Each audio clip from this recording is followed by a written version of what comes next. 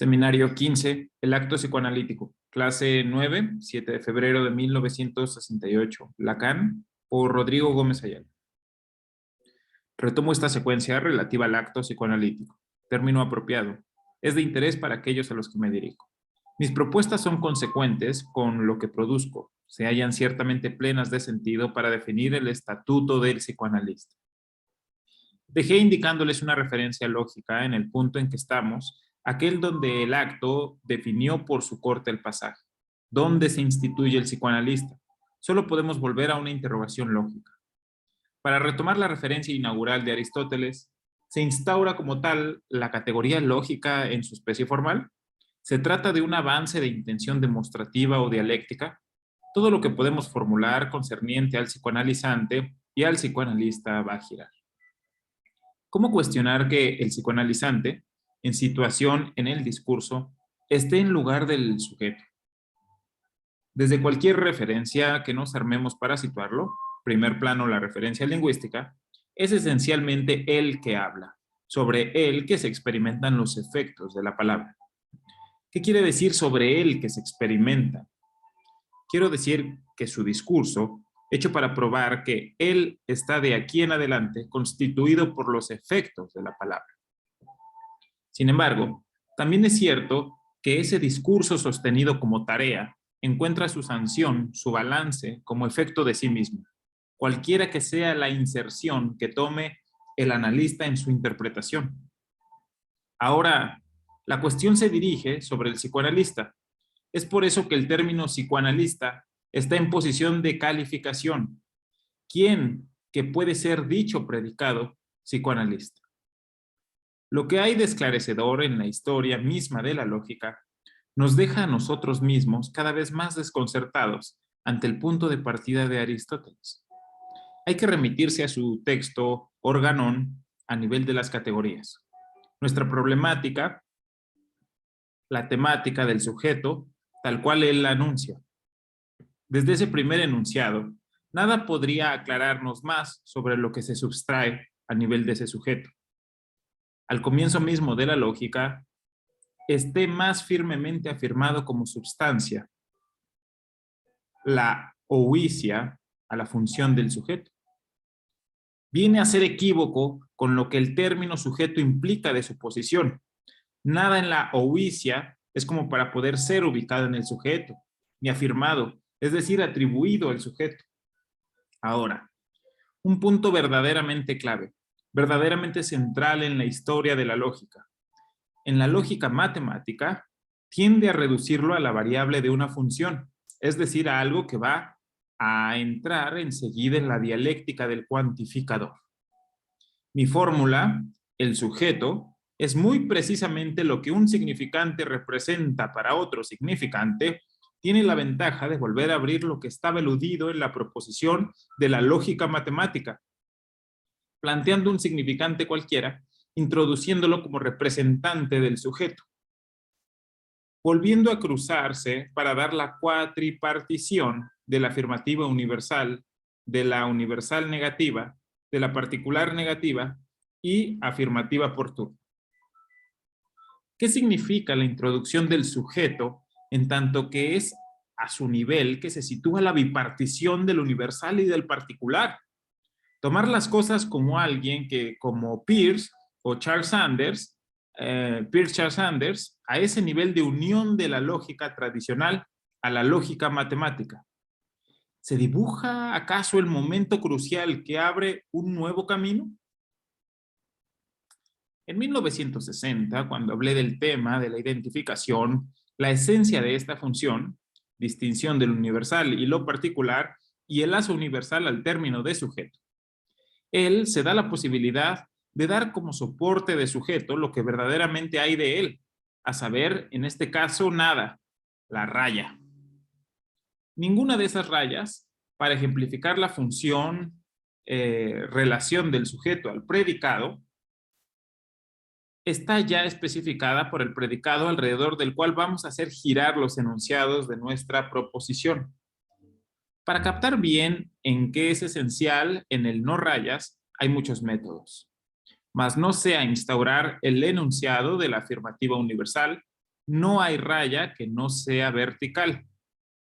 Hacer funcionar el no sobre el vertical, suprimiendo el no ante la raya, dejando la raya que es o no vertical.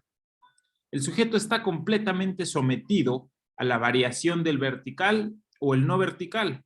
Hay quienes lo son, hay quienes no lo son. Tal es la identificación válida del sujeto bajo toda enunciación predictiva. Es esencialmente ese algo que solo es representado por un significante para otro significante. No podemos pasar todo nuestro discurso insistiendo en lo que podemos extraer del esquema de Peirce, por lo que yo acentué, la afirmativa universal y la negativa universal no se contradicen. Son las dos igualmente válidas a condición de que estemos en esa casilla arriba a la derecha. Todas las rayas son verticales o ninguna raya es vertical. Las dos cosas juntas son verdaderas. Curiosamente, Aristóteles desconoce. Otros puntos de división crucial tienen la instauración de los particulares. A nivel del fundamento universal, las cosas se sitúan de una forma que implican una exclusión. Lo particular es una afirmación de existencia. Basta con hablar a nivel de algún, pero no basta para implicar de alguna forma la existencia del sujeto, salvo en nombre de un ordenamiento significante, efecto del discurso. El interés del psicoanálisis es que aporta lógica a esos problemas como nunca pudo ser hecho hasta el presente, por implicar en el sujeto una auicia, sustancia, un ser, que el sujeto pueda funcionar como no siendo, lo que nos aporta la apertura luminosa para reabrir un examen de desarrollo de la lógica, obstáculos singulares y paradojales. No vemos lo que estaba verdaderamente en juego atrás, a saber, nada menos que el estatuto del deseo, cuyo vínculo con la política constituyó la instauración de una filosofía. Cierto nominalismo, imposible comprender la coherencia sin darse cuenta de lo que la lógica misma implica del estatuto del sujeto y la referencia a la efectividad del deseo en las relaciones políticas. Este estatuto del sujeto transcurre todavía en un medio muy limitado. Podemos articular al respecto. Eso puede tener incidencia en un dominio mucho más vasto. En la práctica que gira alrededor de la función del deseo, en tanto que el análisis lo ha descubierto, es que se juega la cuestión. He aquí, pues, al psicoanalizante y al psicoanalista ubicados en posiciones distintas. ¿Cuál va a ser el estatuto de un sujeto que se definió por ese discurso? Se instituye por la regla especialmente en que el sujeto se le pide abdicar allí, encomendándose a la deriva del lenguaje. Irá a tentar hasta el límite por una especie de experiencia inmediata, por su puro efecto, a alcanzar los efectos. Sujeto definido como efecto del discurso, hacer la prueba de perderse y reencontrarse, poner a prueba su propia dimisión. Entonces, ¿podemos enunciar algo de la rúbrica universal? El universal nos muestra, en su estructura, que encuentra su resorte, su fundamento en el sujeto. Solo puede ser representado por su ausencia. Nunca es más que representado. Ese psicoanalizante podría ser enunciado como ese sujeto que eligió hacerse más alienado que otro, encomendarse únicamente a los rodeos de un discurso no elegido, a saber, que es, por supuesto, sobre una elección, pero una elección enmascarada. Elección que llamé recién abdicación, la elección de probarse a los efectos del lenguaje. Tenemos que llegar a sujeto, enlazado con lo que acá se presenta como predicado, el psicoanalista. Si existe un psicoanalista, y lamentablemente es lo que nos falta para soportar esta articulación lógica. ¿Cómo el psicoanalizante puede pasar a psicoanalista? Solo se soporta en la tarea consumada por el psicoanalizante, en otra dimensión, en la conjunción del acto y la tarea. Es por el término medio, ubicándolo como predicado, uniendo el sujeto evanescente a algo que sería un predicado. Se trata de lo que yo llamé el objeto A. Es para nosotros el verdadero término medio, por ser el efecto del discurso del psicoanalizante. Lo que está al principio implicado por toda la operación debe ser el saldo de la operación psicoanalizante. La desigualdad del sujeto a toda subjetivación posible de su propia realidad sexual. Para que esta verdad aparezca, el psicoanalista sea ya la representación de lo que enmascara, obtura, tapona esta verdad y que se llama el objeto A. El psicoanalista deviene para el otro el objeto A, para el otro y para sí. Como sujeto, no hay más otro que ese otro a quien se deja todo el discurso. No es ni para el otro ni en un para sí que no existe a nivel del psicoanalista que recibe ese objeto A. Ellos mismos son desecho, presidiendo la operación de la tarea. Son la mirada, la voz, en tanto que son en el soporte del objeto A. Solo se les escapa una cosa. ¿Hasta qué punto esto no es metafórico? ¿Qué pasa con el psicoanalizante que se embarca en esta tarea tan singular, soportada por su abdicación? Hay algo esclarecedor si no puede ser tomado bajo la función de universal.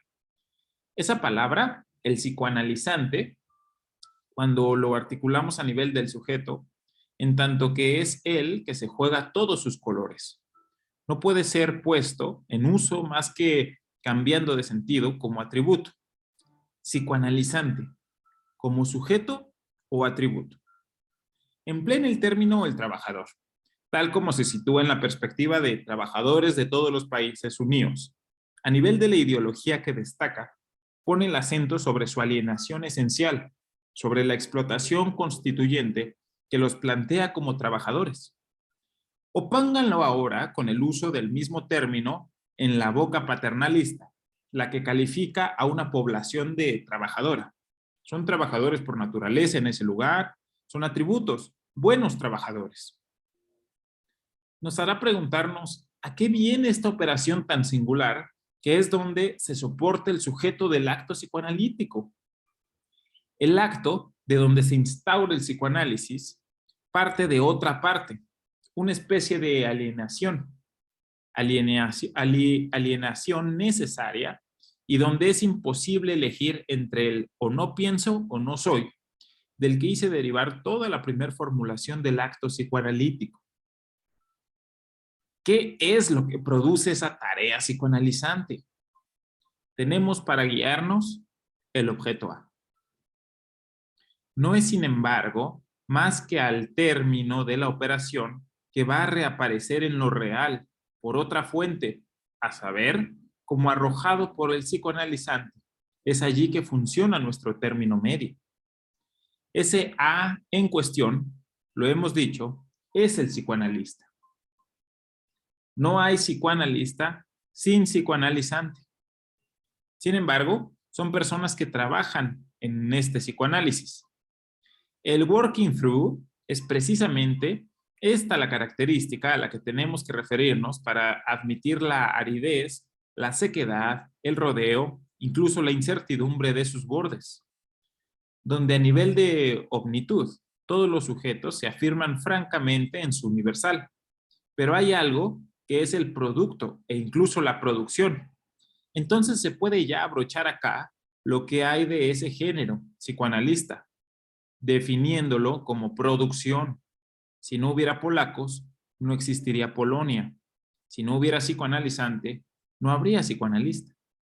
El psicoanalista se define en ese nivel de la producción por lo siguiente: ser esa clase de sujeto que puede abordar las consecuencias del discurso de una forma tan pura como para poder aislar el plano en sus relaciones con el que, por su acto, instaura la tarea y el programa de esa tarea, y durante todo el sostén de esa tarea, no ver allí más que sus relaciones, que son las que yo designo cuando manejo toda esta álgebra: el sujeto, el A, incluso el gran otro, y el ideal del yo. No ver más que el punto donde está el sujeto en esa tarea cuyo fin es cuando cae el último término, lo que es el objeto A. Eso tiene un nombre. No hay solo narcisismo, ni felizmente solo amor. Está la afición, está la estima, está esa cosa que se llama el tú me agradas. Hace que en su dosis, que el soporte que toma el sujeto del objeto A y de ese imaginario que funda la relación narcisística resuene. La extracción, la ausencia de esta dimensión, justamente por el hecho de que haya un ser psicoanalista que pueda hacer girar, por estar él mismo en posición de objeto A, todo eso de lo que se trata en la suerte del sujeto psicoanalizante, a saber su relación, la suya, a la verdad, por hacerlo girar simplemente alrededor de estos términos. Por un álgebra que no concierne en nada a una multitud de dimensiones existentes, y más que admisibles, una multitud de elementos sustanciales en lo que allí está en juego, en ese lugar y respirando sobre el diván. Producción comparable a la de tal o cual máquina, y que es propiamente hablando la producción del psicoanalizante. He aquí algo original. ¿Qué es lo que quiere decir cuando se le pide al psicoanalista no hacer jugar en el análisis lo que se llama contratransferencia? Quiere decir que el psicoanalista no es todo objeto A. Él opera en tanto que objeto A. El acto que consiste en autorizar la tarea psicoanalizante con lo que implica de fe hecha en el sujeto supuesto saber. Queda en pie una pregunta. ¿Qué puede querer decir el acto psicoanalítico si, en efecto, el acto psicoanalítico es a pesar de todo el psicoanalista quien lo comete?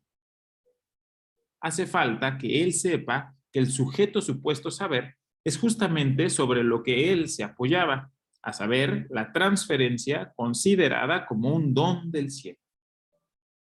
A partir del momento en que se comprueba que la transferencia es el sujeto supuesto saber, él, el psicoanalista, es el único que puede poner esto en cuestión.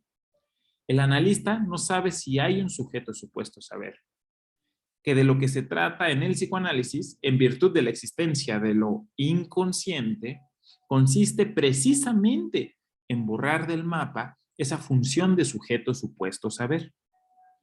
Es un acto de fe singular, dar fe a lo que está puesto en cuestión. Embarcando al psicoanalizante en su tarea se profiere este acto de fe, es decir, no se lo salva. Es decir, se lo salva. Lutero, en la postal al Papa, Recuerdos de Roma, preguntaba, ¿qué es lo que salva, la fe o las obras? Las dos cosas se unen. De la obra psicoanalizante a la fe psicoanalítica, algo se anuda.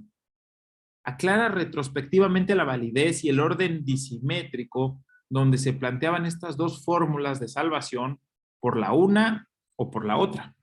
Es cierto, en el campo del acto psicoanalítico, lo que produce el psicoanalizante es al psicoanalista. Si reflexionan en esta pequeña referencia que tomé al pasar alrededor de la esencia de la conciencia universal del trabajador, en tanto que sujeto de la explotación del hombre por el hombre.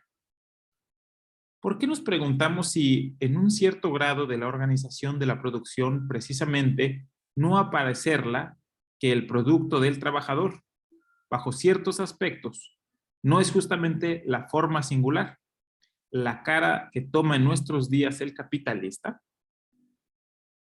Siguiendo el hilo y viendo a partir de allí la función de la vía capitalista, tomen algunas pequeñas referencias sobre el sujeto del acto psicoanalítico y consérvenlas al margen de sus cabezas. Por donde voy a continuar mi discurso, los espero dentro de 15 días. Chao.